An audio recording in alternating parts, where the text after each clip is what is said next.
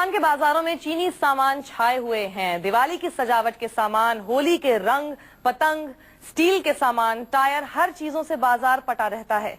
चीनी कंपनियां अपने सामान को धड़ल्ले से भारतीय बाजार में डंपिंग कर रही हैं और इसका सीधा असर भारतीय कारोबार पर हो रहा है। डंपिंग को रोकने में भारतीय तंत्र पूरी तरह विफल नजर आती है। भारत के कारोबार पर क्या हो रहा है इसका असर, आइए देखते हैं इस खास रिपोर्ट में।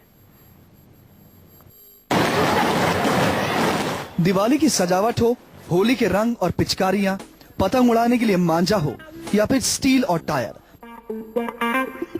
हिंदुस्तान के बाजार चीन से आ रही चीजों से भरे पड़े हैं। इनमें से कई चीजें तो बेहद खतरनाक हैं, लेकिन चीन की कंपनियां हिंदुस्तान के बाजार में धड़ल्ले से इन चीजों की डंपिंग कर रही हैं। हालांकि भारतीय बाजार में चीन के सामान की घुसपैठ से देश के कारोबारी बेहद परेशान हैं। जैसे मैंने बताया कि स्टील प्रोडक्ट्स है या केमिकल्स है, इन दोनों में भी जो आप चेक कीजिए, यहाँ की डोमेस्टिक इंडस्ट्री को देखना चाहिए कि ज्यादा वैल्यू और वॉल्यूम किस प्रोडक्ट का आ रहा है जिससे हम सचमुच इंपैक्ट हो रहे हैं। चीन से भारत के बड़े पैमाने पर स्टील की डंपिंग हो रही है। इसका भारत के स्टील उद्योग पर बेहद बुरा असर हुआ है और कई छोटी बड़ी स्टील कंपनियों में ताले लग गए हैं।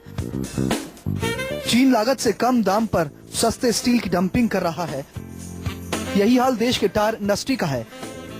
चीन से सस्ते टायर की डंपिंग से कारोबार पर असर हो रहा है।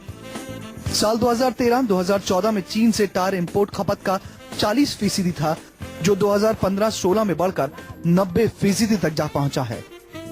हम आइडेंटिफाई करें कि चाइना से सचमुच हमको हमारी जो डोमेस्टिक इंडस्ट्री है उसको इंजरी कहाँ पे हो रही है, और उन्हीं इंडस्ट्री के ऊपर हम फिर ज्यादा फोकस करके उनके केस को दुरुस्त रूप से चलाएं आगे। ईरान में जांच का जो सरकारी तंत्र है वो नाकाफी और निष्प्रभावी है।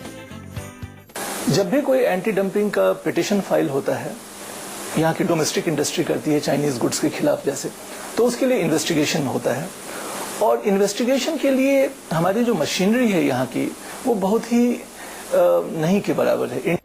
अमेरिका जैसे बड़े देशों ने चीन के सामान की डंपिंग रोकने के लिए अपने कानून कड़े कर दिए हैं, लेकिन हिंदुस्तान इस मामले में बेहद पीछे है। यही वजह है कि भारत के बाजारों में चीन की डंपिंग लगातार बढ़ रही है और देश के कारोबारी परेशान हैं। मनीष कुमार, न्यूज़ 24, दिल्ली।